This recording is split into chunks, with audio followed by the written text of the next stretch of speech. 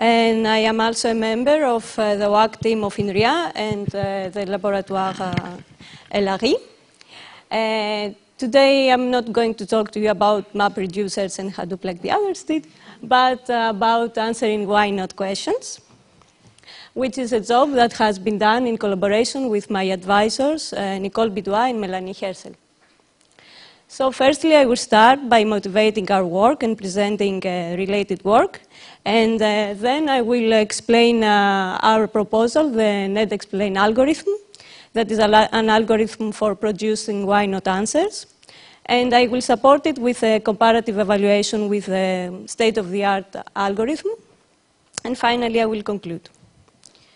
So, to better understand the problem, let us consider that we work in a bookstore which has this simplified database to hold information about books and authors, and that we want to ask a question like what are the books that we consider to be expensive and what are the dates around they were written. So after asking this question, the database will reply with a set of tuples, and if we look closer to our database, we will be able to identify the tuples that the result tuples were generated from. And this is what we call the lineage of the result tuples. So after that, we may wonder why we don't have a book with a title Odyssey and a date 800 BC in our result, or in other terms, why we don't have also this tuple in our result. To search for the reasons why we don't have this expected result, first we would go and look at the source data. So I would wonder if I have the necessary data to produce this result tuple. And I can see that here I have a tuple with the title Odyssey and another tuple with 800 BC. So intuitively I would see that my database is enough to produce the answer, but still I don't have it. Another resort to look for explanations would be to search to look at the query. So to better focus on this, we have here its SQL form with a select from where clauses and an equivalent tree, query tree. Here in this query tree, we can see that we have three operators, a select, a join, and a projection. And what we will do, what we want to do is to find if at some points of the query tree we have lost the tuples that could formulate the desired result. So, indeed, here in the operator 2, at the join operator, we can see that the tuples that we had identified in the beginning cannot match, cannot join at the publisher. And so here is the point where we lost the tuples that could contribute to the result. And this is what we call picky subquery or picky operators. And these are what we say that are responsible for not having the desired answer. And actually, briefly, this is what we do at the NedExplain algorithm, so tracing tuples from the source and see where they got lost in the tree. And this is a work that has been done in the context of a research project, the Nautilus project, that provides algorithms and tools to semi-automatically help SQL and other developers in their process of analyzing, fixing, and testing SQL queries in cases where they did not receive the expected results. And more specifically, our algorithm fits at the query analysis phase that can be further used for query refinement and query fixing and modification. So several works have been done in this field. which can be presented here by a small example again. So consider that we have two simple databases, the S and T, and a simple query joining these two relations on the attribute D and projecting at AC. When we get this result, we do not receive a tuple that we expected, so we say why we don't have A prime, C prime in the result. The first group of works will go at the source database and look how we can modify the data in order to receive the desired result, and produce, in this case, the instance-based explanations. And algorithms in this field are the missing answers and Artemis. The next group of works will not touch the source data, so we consider that we cannot modify the data, and goes to the query and search, as I have described, the responsible subqueries for not having the result. And we have here the why not algorithm, which is the state of the algorithm and which we compare our work. And also the conquer algorithm that actually modifies also the query in order to propose to the user other set of queries that they can use in order to get the result. And finally, we have also the Conseil algorithm that produces hybrid explanations, that is, both instance-based and query-based explanations. Now our algorithm, NedExplain, regards as input relational data of the kind I have shown you. We receive select, project, join, and union queries, and ask, and the question on them, the why not question on them, is formatted as conditional tuples. By applying our algorithm to the input, we get as output the picky subqueries that are the responsible subqueries in the query tree for not having the desired result. And we also return them in relation with the compatible tuples that we lost at the subquery. And we do it by following 4 main steps that will be described in the following slides. As I will run the example I have shown you before on our algorithm. So remember here that we had an SQL query with an equivalent query tree, and the why not question that searches for why we don't have the Odyssey at 800 BC at the result. So step 1 is to identify at the source tables what are the compatible tuples. So what is the potential lineage of the result that we don't have? What we do here is going at the why not question, the C tuple, and see what values we have for the attributes here. So we say that we search for titles from the books instance with title Odyssey. So we are going to see at the books instance what are the books with this title, and we are able to identify one such tuple, which I have marked with green.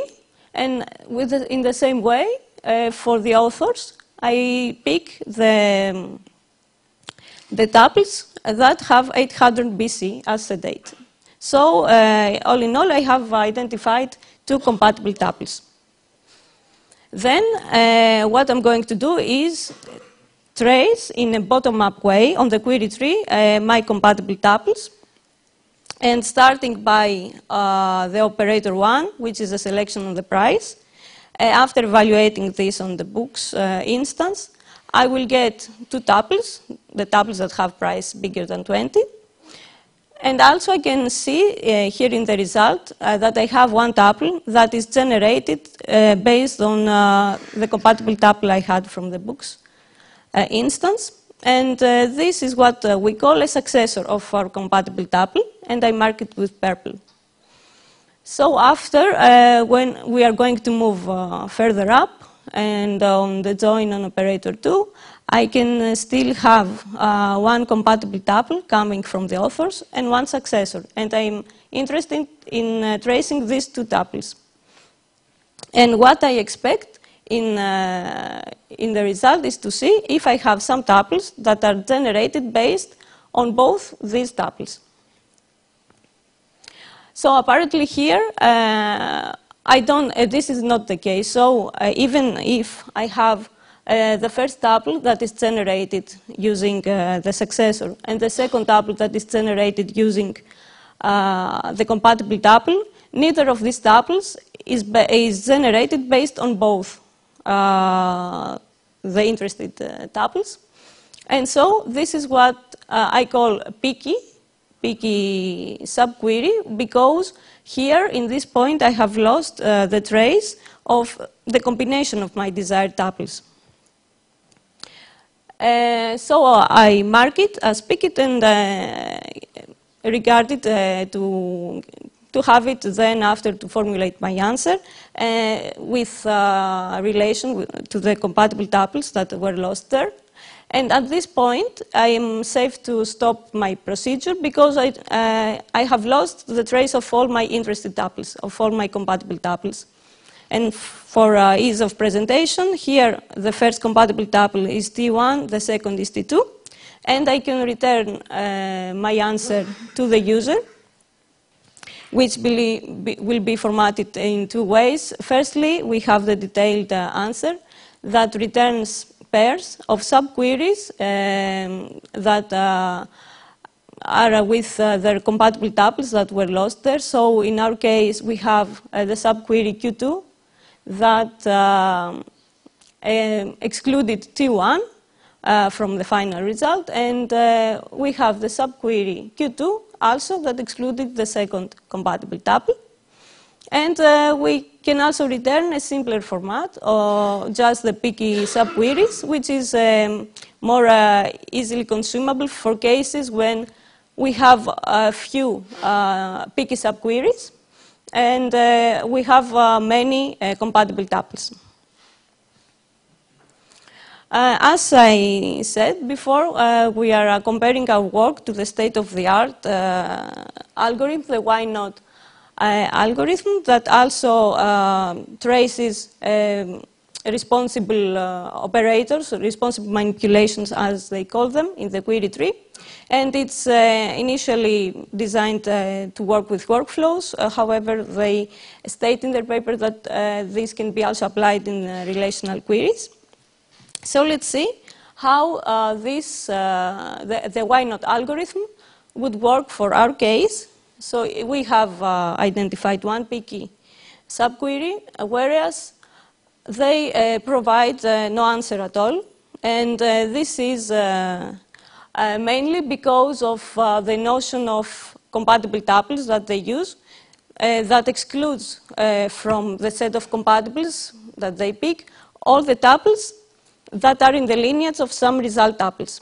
So in this case, because we had some book Odyssey and some other result tuple with the date 800 BC, they are not able to identify any compatible tuples and thus provide no answer. So another case, if we change the why not question and search for why we don't have Adigon at 40 BC at the result, we identify two picky subqueries. Of course, you don't remember the data in order to see why.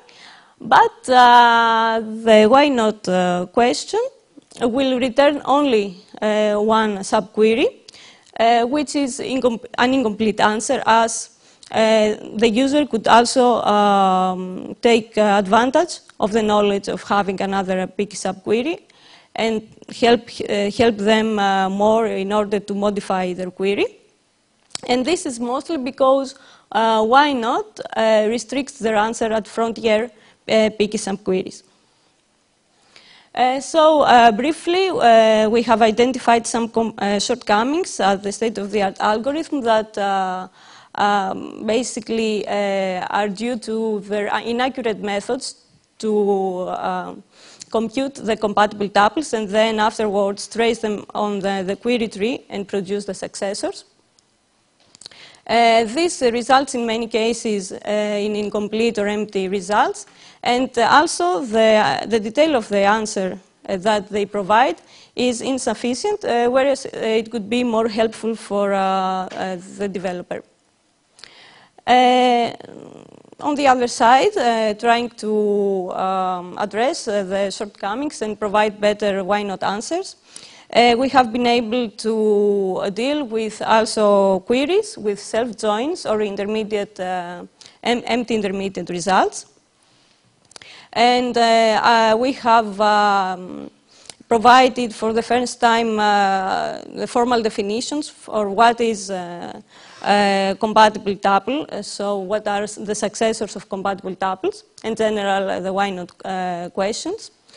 And the answer that we provide is composed of several forms to meet with the several needs in any case. So we have a tuple-wise, a general, and an indirect answer.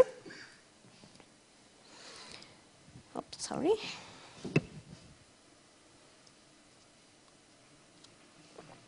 And so, to support our work, we have run a first series of experiments.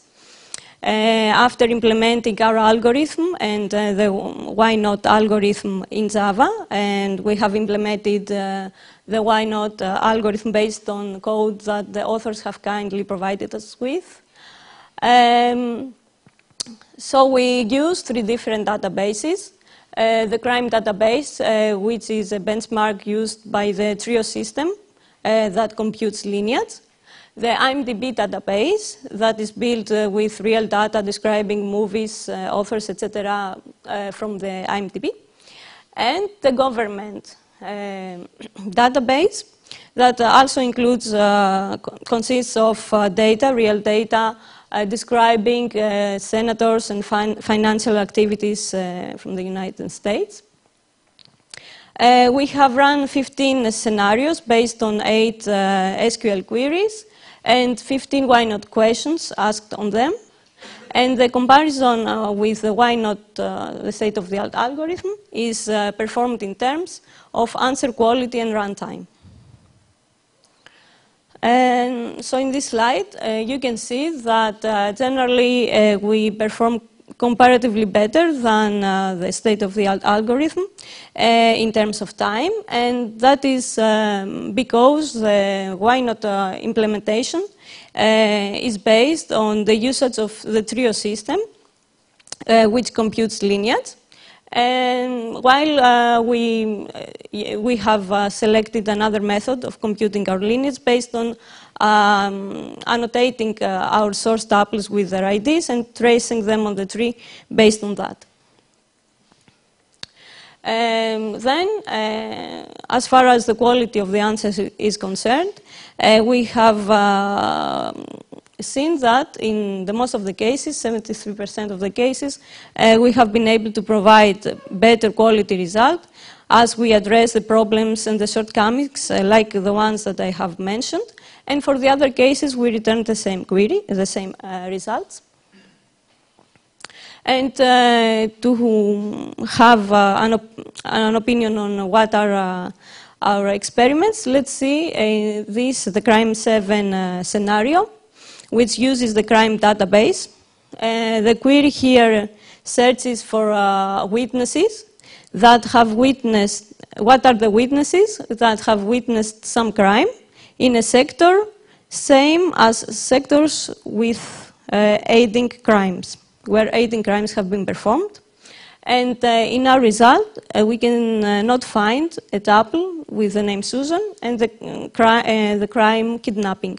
And we wonder why we don't have this tuple. So the difference with the why not algorithm basis starts even from the base of constructing the why not question. So we use qualified attributes with the names of the respective relations, whereas they just use attributes. So this method will lead them to also place the compatible tuples in all the relations of crime, of all the relation instances of crime, and not only to the one that they shoot the crime, the second one.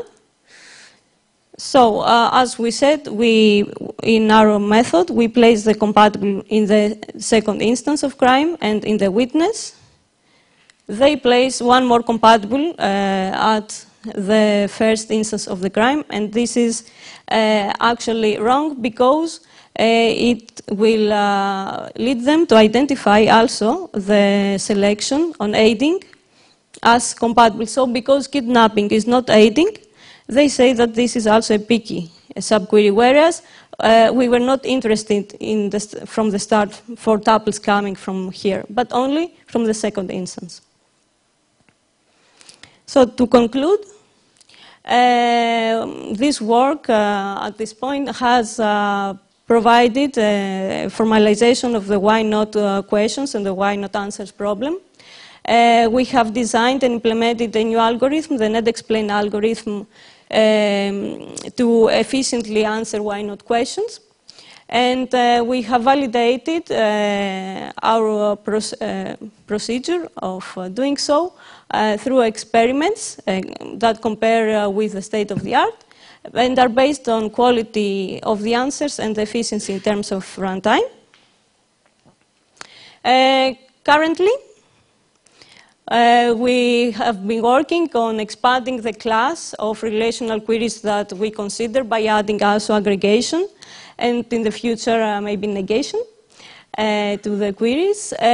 Also a very important issue we want to deal with is making our method independent from the query plan, and also see how our algorithm scales with big data and how we can optimize it to run better in big data. We have not run yet such experiments. So also in the future, we thinking of considering not only relational data, but RDF and XML data, and even move and see how our algorithms apply in not only relational queries, but also workflows. Please. Thank you. Questions?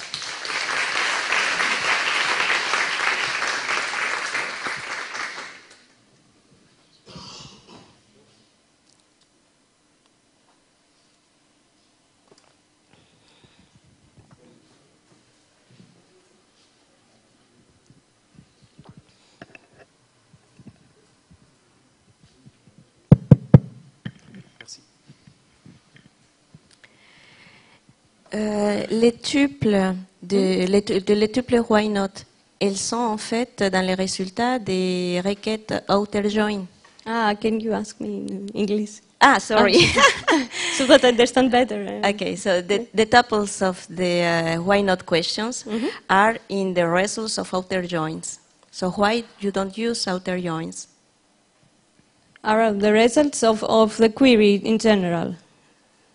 What do you mean? In outer join queries with the outer join operator, you can have the tuples that do not correspond to the the input that we take considers all the output of the relational query and is built on the type of the output.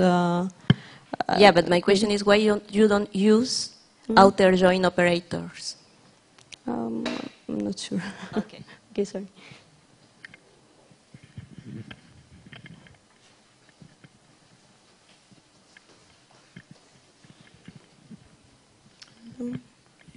Yes. You mentioned as a future work to study the independence from the querying plans. So, does this will change the formalization of the definition of what is a why not query? Not what is a why not query. The problem is that based on the definitions, a picky subquery, the answer, is the point where we lose the trace of the compatible tuples. So the definitions won't change, but maybe we will have possibly a more complete answer for our algorithm. So we return now correct answers, but the set is not complete, because if we change the plan, we may have... so if we lose the compatible tuples at a point, this does not mean that we may not lose, if we change the operator order, we may have not lost them there in another point. So the definitions may not change, but the answers that we produce with our algorithm will be complete, we hope. I have just a quick question also. It is not clear for me if you assume that the lost tuples are provided and then you have an algorithm to explain, or if you have also a way to identify what are the lost tuples. The lost tuples from the result, you mean? Yeah. This is based on the knowledge of the developer, I guess. So they expect some answers, they don't have them, so they wonder why. So simple. Très bien, bah, ceci termine la session ce matin. Donc,